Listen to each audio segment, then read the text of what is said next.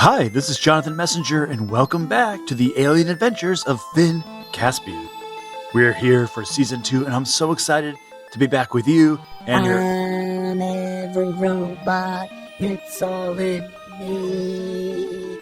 Anything you want done, baby, I do it robotically. Bebop, why are you singing... Whoa, whoa, whoa. Oh, wow. You're really going for it here. Bebop, hold on a second. Ladies and gentlemen, I know it's been a while, but I wanted to reintroduce my good friend and introbot, Bebop Robomogo Wanatron. Bebop, what's going on? I'm singing. Yeah, but why are you singing? Because, wait, did you forget what today is? No! What? Of course not. How could I forget what today is? Today is, it's Tuesday? It's Love Your Robot Day, Jonathan. Love Your Robot Day. Bebop. Love Your Robot Day. Yeah, but... And I will always love me. I will always love me. Of course I knew it was Love Your Robot Day, Bebop. Are you kidding me? I could never forget that. So how are we going to celebrate? We're celebrating right now by releasing this brand new episode. Oh. Yeah, I mean, I guess that counts. I'm just kidding, Bebop. I also have a whole stack of art here that listeners sent in during our break, and so I thought, why not set it up buffet style and you can just...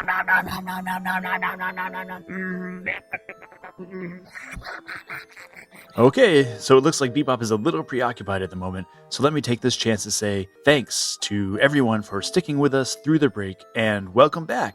And if you remember what happened in the final episode of the last season, the crew heard a distress signal coming from a planet that was a week away and set a course to head toward that planet. So we're going to pick up right at that moment with no more delay. Right, Bebop? No. I will always love food. Okay, alright.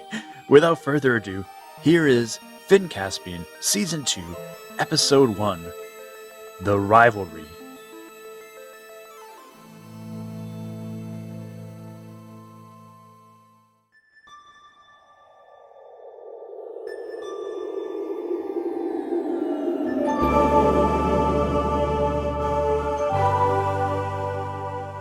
Imagine you had the most powerful telescope in the universe, and you aimed its lens straight past everything orbiting your sun. The planets, the asteroids, the comets, and all that dust and gas clogging up your Milky Way.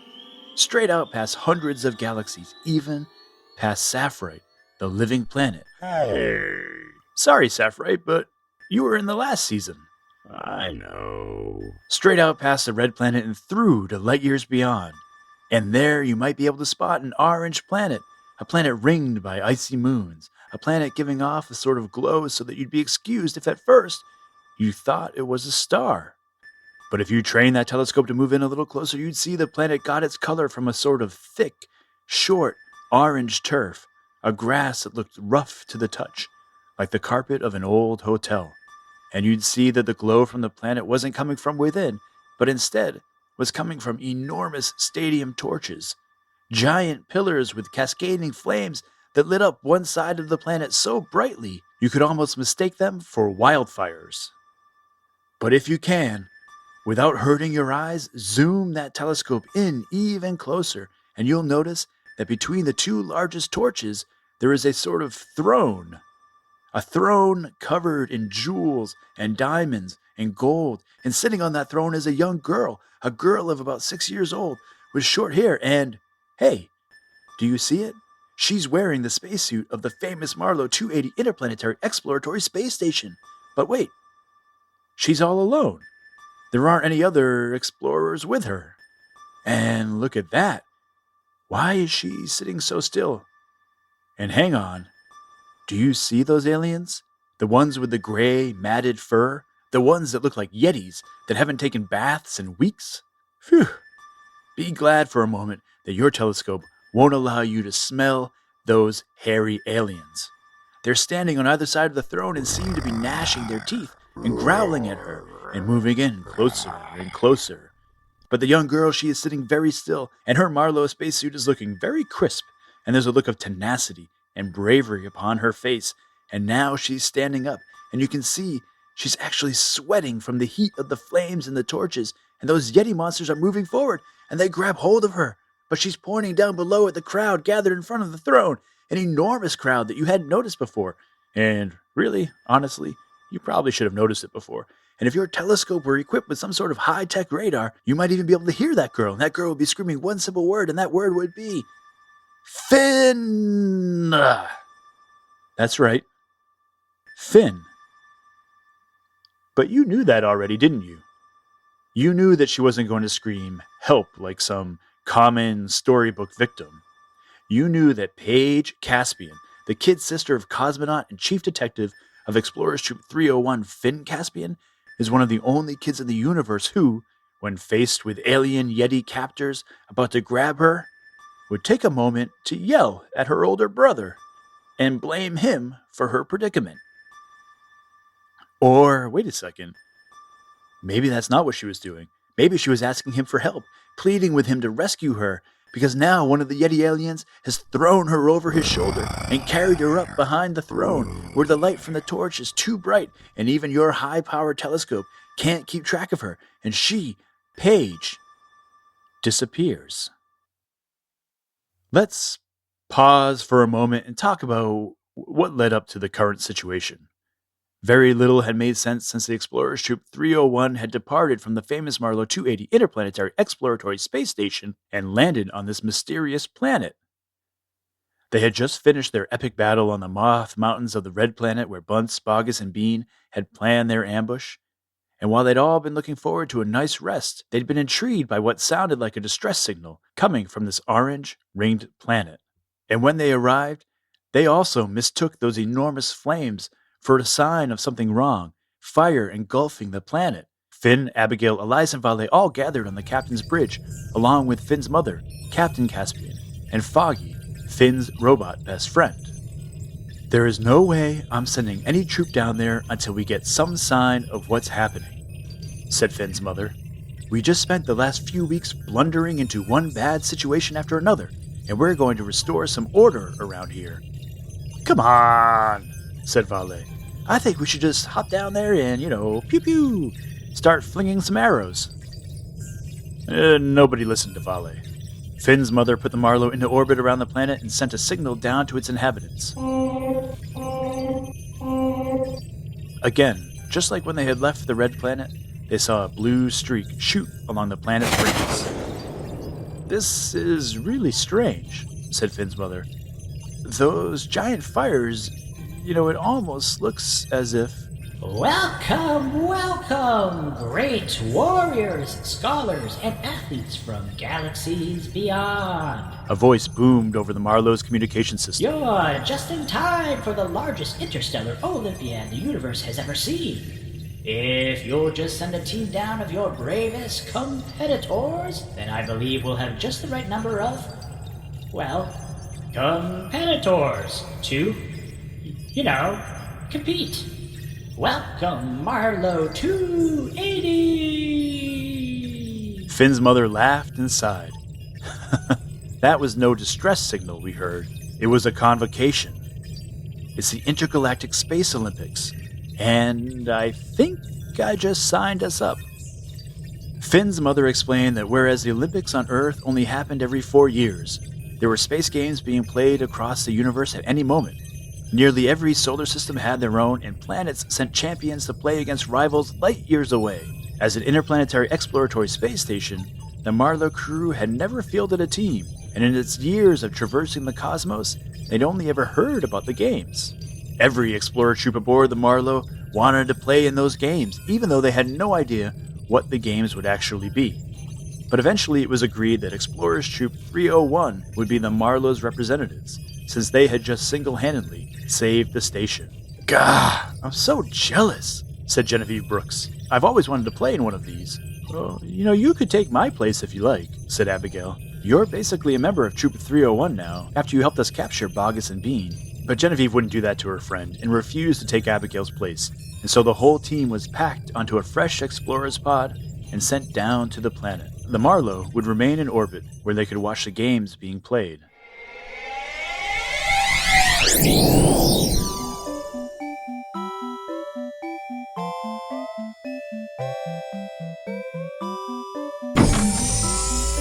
The team stepped out and looked around.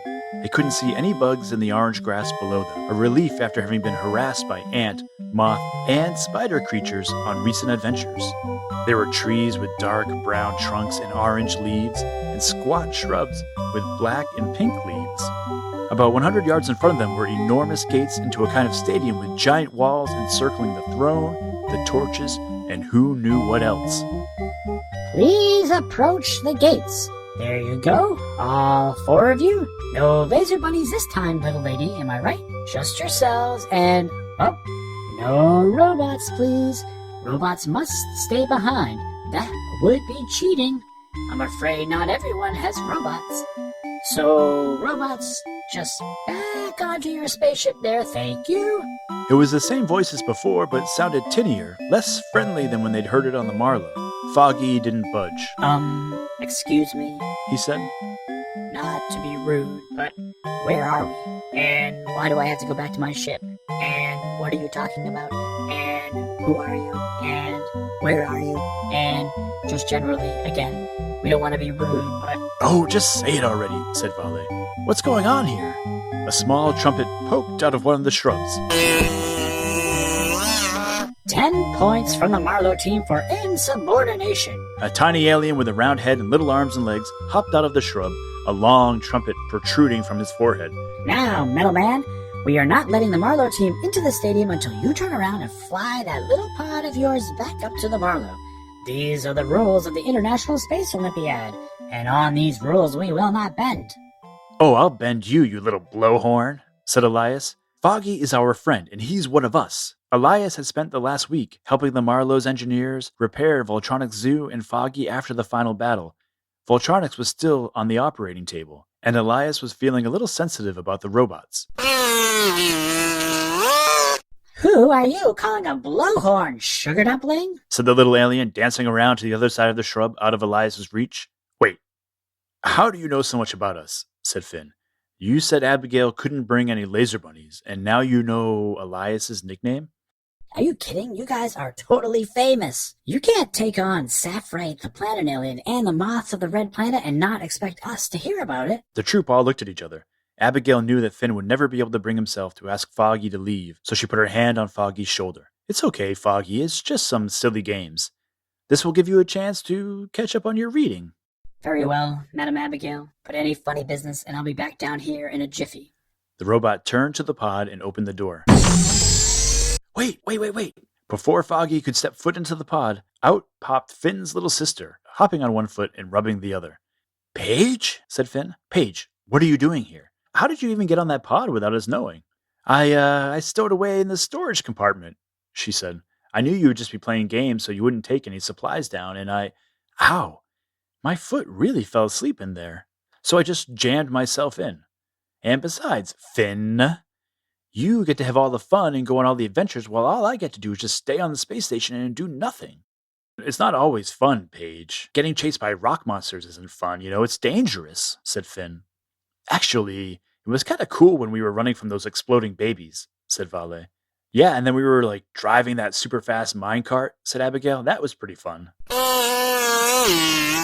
Your sister can stay, said the horn alien. She can't play in the games, but the games need an honorary sergeant. And she obviously is very good at leading all of you. Wait, no. She's not our leader. She's my kid sister, said Finn. I'm only your kid sister by birth, but I'm your leader by nature, said Paige.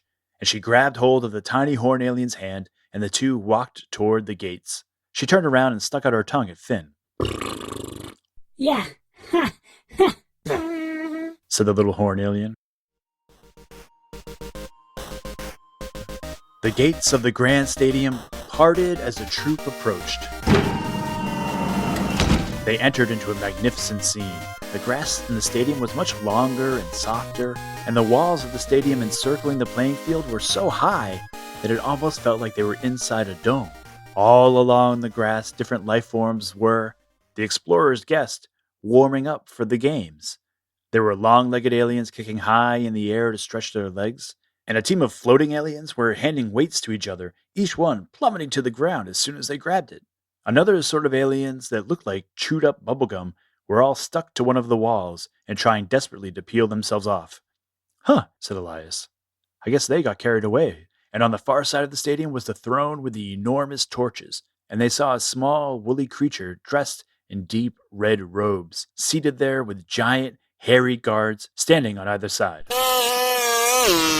King Huxley the Third of the planet Gerbilari. Abigail leaned over to Finn. Did that just sound like he made up the name of this planet? Your Highness, may I present to you the team from the Marlow 280 Interplanetary Exploratory Space Station?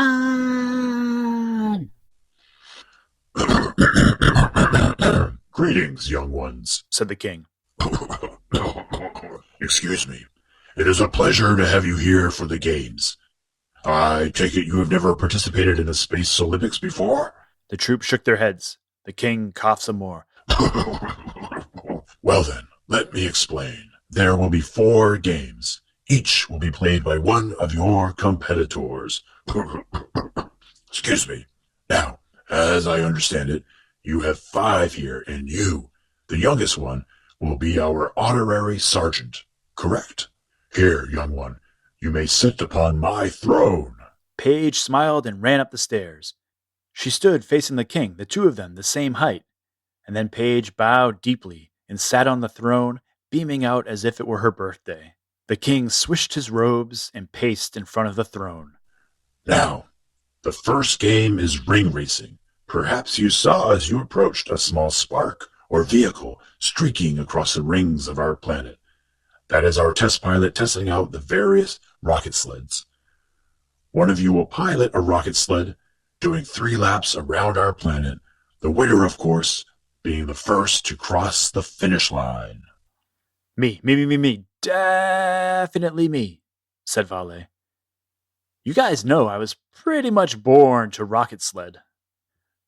Okay, and in the second game, you will have to ride that creature over there, said the king, pointing to an enormous scaly creature that sort of looked like an anglerfish with legs.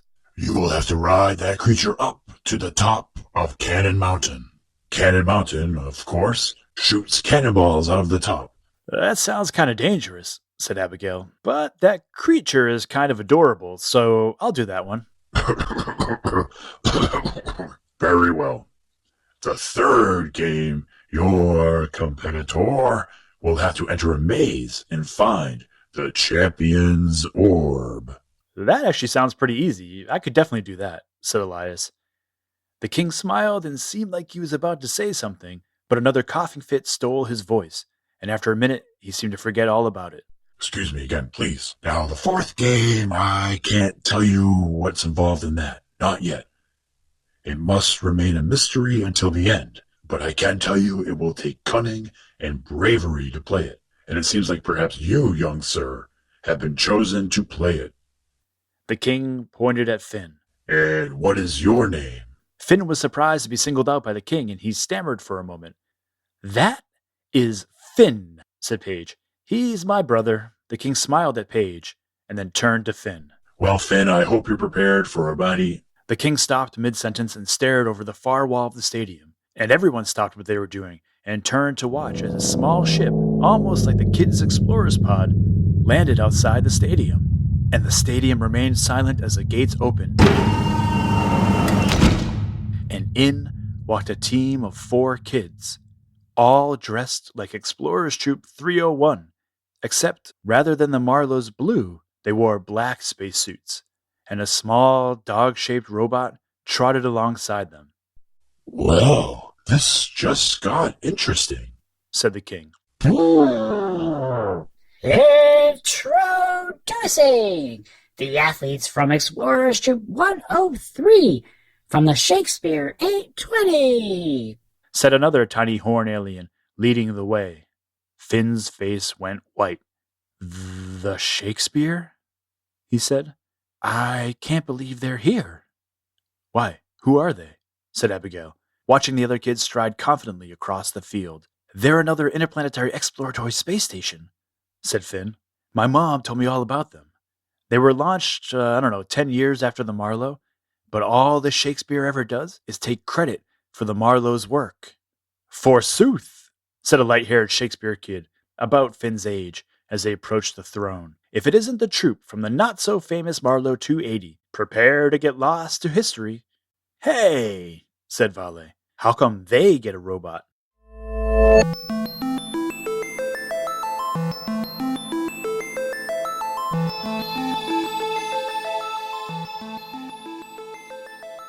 All right, that's the end of episode 1, and I am here with my editor, Griffin Messenger. Want to say hi to everybody, Griff? Hi. Hi, hello. We're back. I haven't heard that in a long time. I know. What'd you think of that episode? It was pretty good. Pretty good? We're back to pretty good again? Mm-hmm. I'll be moving up to good in season 4. Season 4, all right. That's a long ways away. You're going to really make me work for it. Mm-hmm. So, did you have any questions about the episode? I wonder what the Shakespeare kids are doing there. Yeah, it's a good question. How did they know that the Marlowe was going to be there? Yeah, Why are they already kind of not being so nice to the Marlowe kids? because they wanna take all the credit and have the Marlowe just win and they get all the credit. Yeah, maybe. Well, the Marlowe... Well, we'll see. No spoilers. No spoilers. Spoiler alert. So, Next episode is little guy little trumpet blows the little trumpet and says, "No robots, make that little robot tiny. Paddle back up to your ship and fly up." oh yeah, you didn't like the fact that they got away with having a robot, right?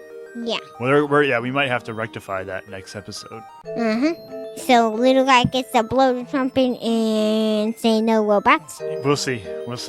And there was another little hint in here that at least the Space Olympics is borrowing an idea from. Did you catch that? At one point, the little trumpet alien says that he's taking 10 points from the Marlowe. What does that sound like? Snape from Harry Potter. Yeah, right. So that was just it's just a little homage to Harry Potter. Because I know you've been really liking reading the Harry Potter books lately. All right, so any other questions about this episode? No. We also have a couple of jokes. You want to hear a couple of jokes, Griff? Sure. Okay, let me play. The first joke is from Caleb from San Diego, California. What's an alien's favorite cereal? I don't know. Astroloops. Right? And now we have a joke from Theo, who is from Berkeley, California. Hi, my name is Theo. How'd you put an alien to sleep? Rocket. All right, so that's it for jokes. The last thing to talk about is art. And we have so much art. So much art. You heard... So much. Okay. You heard Bebop at the beginning of the episode eating all of that art. We got so much art in between Bebop Tales and the beginning of this season that we can't go through every single piece. But we are, of course, very, very thankful for your art. So we are going to do a special bonus episode on Friday with Bebop and Griffin. Bebop is going to thank you all for your art. And Griffin has this really cool episode about the Sound Club, where we're going to talk a little bit about how we made the sounds that get into the show. And if you go back and listen to this episode again, maybe you can figure out there are 2 sounds in the episode submitted by kids. So that's pretty cool. So we're going to have a bonus episode on Friday. We're going to talk about art. We're going to talk about how we make sound for the show. All right. You want to say goodbye? Bye.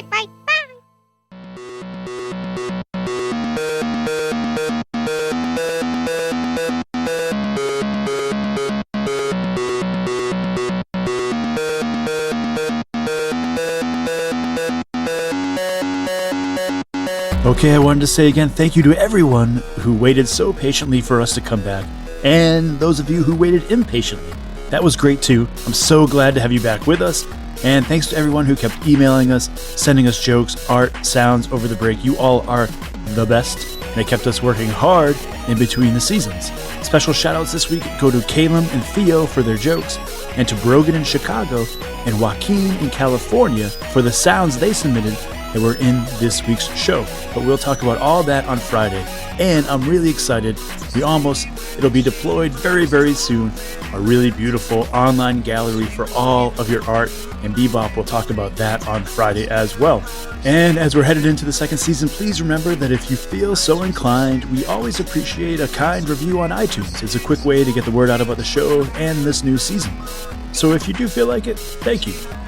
The Alien Adventures of Finn Caspian is a Type Drawer Media production, written and produced by Jonathan Messenger, edited and guided by Griffin Messenger, with special thanks to Maria Villanueva. The theme music you hear at the beginning and end of every show is by Mark Greenberg, recently voted the nicest human in the Milky Way. For more information about the show, including our email, our phone number, our Facebook, our Twitter, our Instagram, check out the show notes. And thanks again for coming back and having some more fun with us. See you on Friday.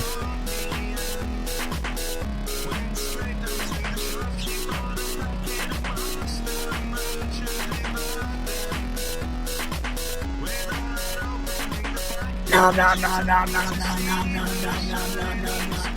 Happy Love Your Robot Day.